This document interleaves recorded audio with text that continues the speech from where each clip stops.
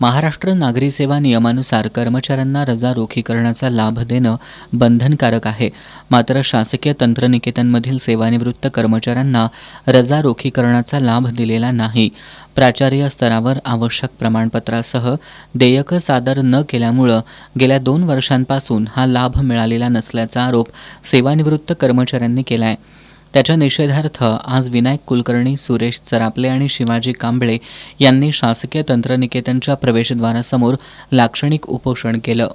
आम्ही शासकीय तंत्रनिकेतनमधील सेवानिवृत्त तृतीय श्रेणी कर्मचारी असून आम्हाला नियमानुसार देय असलेल्या रजा रोखीकरणाचा लाभ प्राचार्य आम्ही दीर्घ सुट्टी नसलेल्या विभागात असल्याबाबत प्रमाणपत्रच द्यायला तयार नाहीत. याच आमच्याच पदावरील एका तृतीय श्रेणी कर्मचाऱ्याचे देयक याच शासन नियमाप्रमाणे पारित झाले.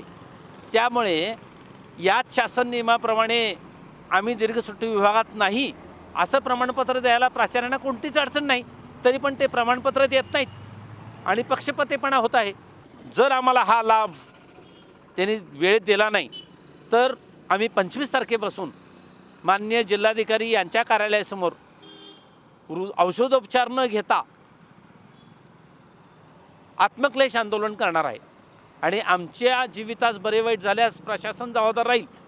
दरम्यान सेवानिवृत्त कर्मचाऱ्यांच्या या मागणीवर प्रशासनाकडून अद्याप कोणतीही अधिकृत प्रतिक्रिया देण्यात आलेली नाही.